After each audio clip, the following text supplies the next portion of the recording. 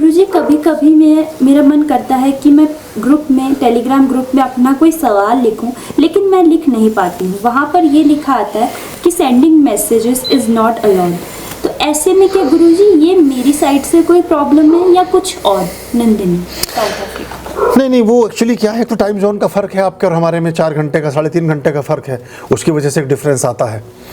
और दूसरा एक ये अंतर है कि हम हर समय उसको ग्रुप को खुला नहीं रखते, क्योंकि थोड़ा सा common sense is not the common.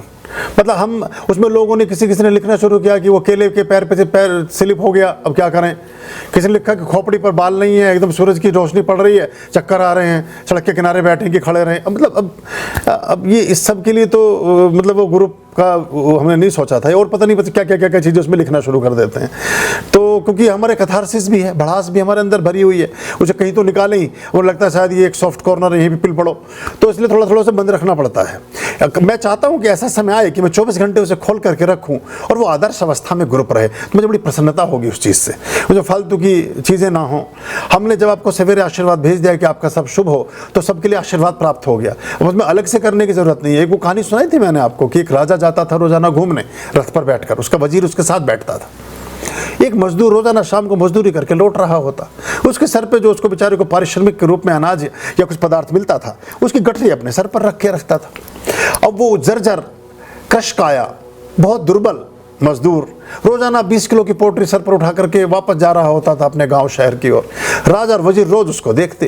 एक दिन राजा को दया आई, राजा ने कहा कि ऐसा करो, इसको रथ में पीछे बैठा लो, बेचारा बूढ़ा आदमी है, इतना वजन ढो रहा है, सारी बात। तो उन्होंने रथ रुकवाया, बड़े डरते डरते बेचारे को बैठाया, वो बैठा। तो उसने अपनी पोटली सर पे जो रखी थी, सर पर ही, थोड़ी देर बाद राजा ने मुड़ के देखा पीछे, तो पोटली सर पर ही रखे बैठा है। तो उन्होंने कहा कि भैया ये अपनी पोटली नीचे रख लो रथ में। तो वो कहता है कि आपने मुझ गरीब को इस रथ में स्थान दिया, ये बहुत है, आप मेरा भार, ये बैल और ये आपके पशु उठा रहे हैं, ये पर्याप्त है, अब मैं पोटली का वजन भी रथ पर क्यों चढ़ाऊं, तो इसे मेरे सिर पर ही रहने दो। तो ये बड़ा मुश्किल हो जाता है काम, कभी कभी पोटली नहीं उतर पाती खोपड़ी से नीचे, तो इसलिए थोड़ा सा हमें उसको बंद करना पड़ता है। तो आपको उस ग्रुप में शामिल किया, वो बड़ी अच्छी बात है। और पोटली तो साथ में है ही है, उसको साइड में रख दो। कुछ लोग उसको सिर पे रखे बैठे रहते हैं, तो थोड़ा सा फिर उसमें समझना पड़ता है कि वजन ज़्यादा हो रहा है, इसलिए उसको बंद करना पड़ता है।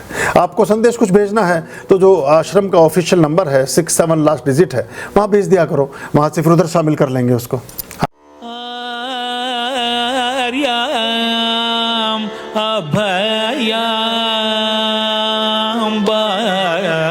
भज रे चित संततम मायाम अभयाम भज रे